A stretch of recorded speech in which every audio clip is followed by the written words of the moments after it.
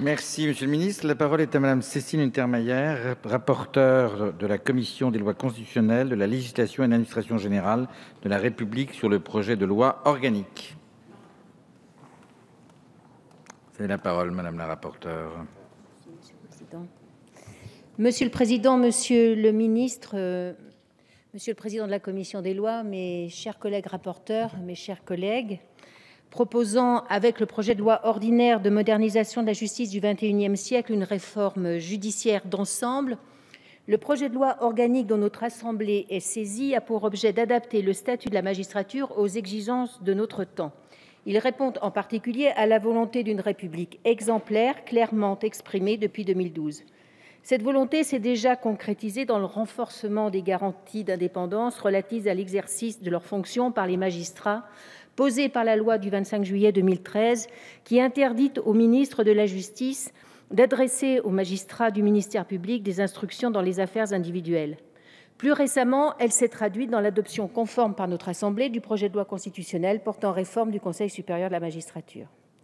Le texte organique que nous examinons aujourd'hui constitue une nouvelle étape dans l'affirmation d'une République exemplaire en renforçant les garanties relatives à l'indépendance de certaines fonctions judiciaires et les obligations déontologiques des magistrats. Il vise également à apporter des réponses aux contraintes budgétaires et gestionnaires auxquelles le ministère est confronté. Il propose ainsi d'ouvrir la magistrature sur la société, d'améliorer les perspectives de carrière des magistrats et d'en assouplir la gestion. Confirmant ces orientations, la commission des lois a apporté plusieurs modifications au texte transmis par le Sénat. Nous avons ainsi souhaité élargir les voies d'accès à la magistrature.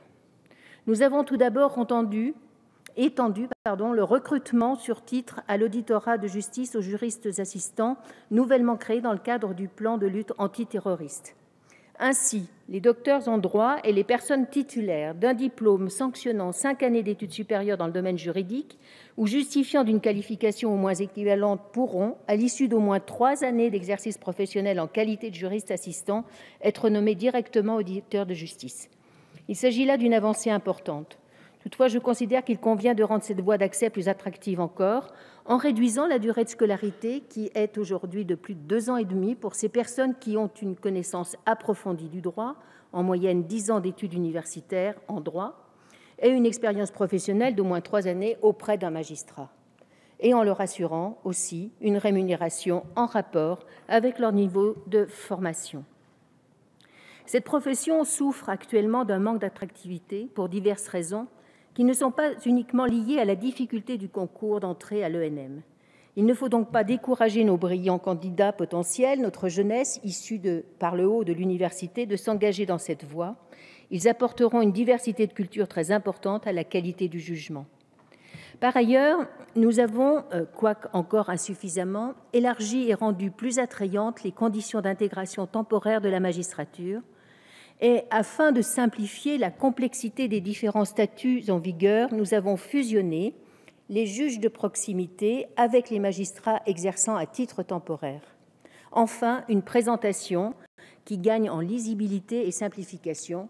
Merci, Monsieur le Ministre, pour ce travail. Nous avons par ailleurs renforcé les garanties d'indépendance relatives à certaines fonctions judiciaires et défini un cadre déontologique précis pour les magistrats.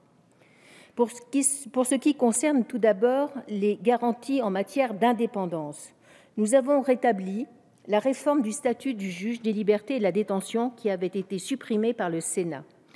Il convient en effet de conférer au juge des libertés et de la détention le statut de juge spécialisé avec les conséquences que cela emporte en termes de nomination et de rémunération notamment.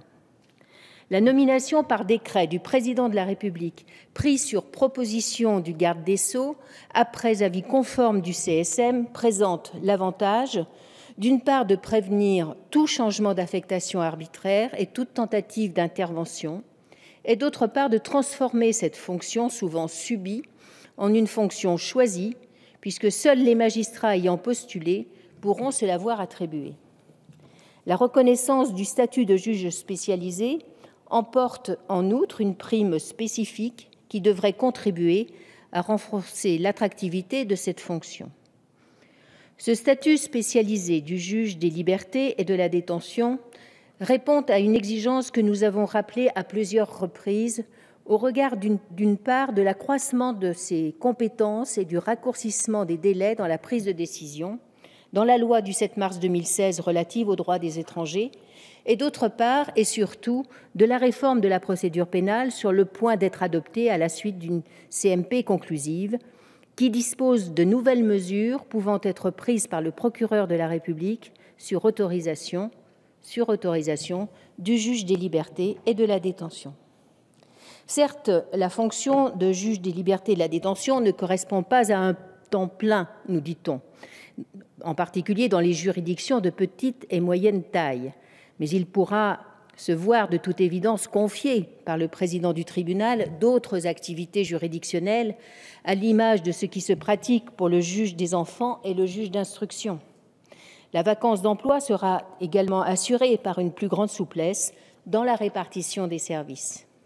Ainsi, la nomination par décret sur avis conforme du CSM permet de garantir cette indépendance du JLD, du juge des libertés et de la détention, dont les attributions sont en constante extension et son rôle majeur en termes d'équilibre et de contrôle du pouvoir d'enquête. Nous avons enfin sensiblement renforcé les obligations déontologiques des magistrats, que les magistrats n'y voient aucun signe de défiance à leur égard.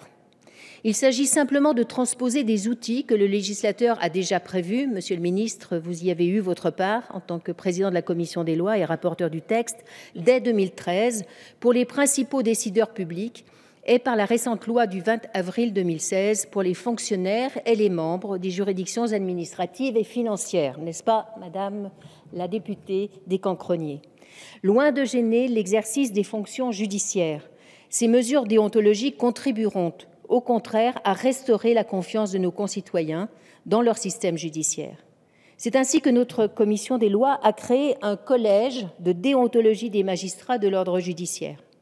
Celui-ci ne s'occupera que de questions individuelles et sera donc un utile complément de l'action du Conseil supérieur de la magistrature, dont la compétence en matière de déontologie est limitée par la Constitution à des avis de portée générale.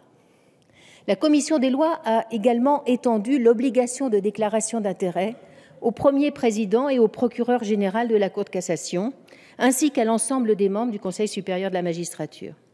Elle a également fait en sorte que les dispositions déontologiques applicables aux magistrats judiciaires soient les plus proches possibles de celles régissant les membres des juridictions administratives et financières. Enfin, poursuivant cette entreprise d'harmonisation et de diffusion d'une culture déontologique, la commission des lois a transposé aux membres du Conseil constitutionnel les obligations de déclaration d'intérêt et de situation patrimoniale.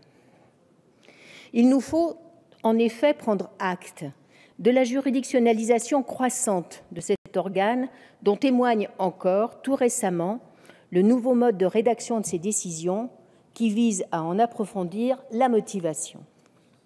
Le projet de loi ordinaire comporte en cohérence des avancées similaires en termes de déontologie.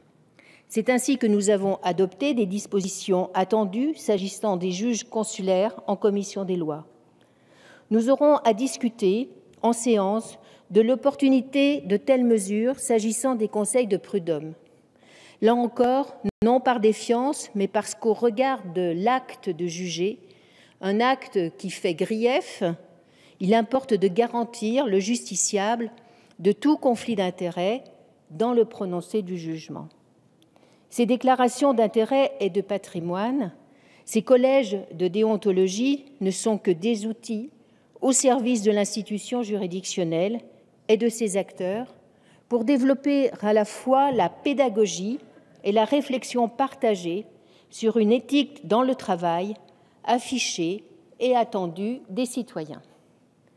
Pour conclure, Monsieur le ministre, en vous remerciant à mon tour du travail excellent que nous avons pu mener avec votre cabinet et vous-même, pour conclure, Monsieur le ministre, mes chers collègues, je vous invite donc à suivre notre commission des lois et à adopter ce projet de loi organique qui apporte de nombreuses avancées au profit tant des magistrats que des justiciables.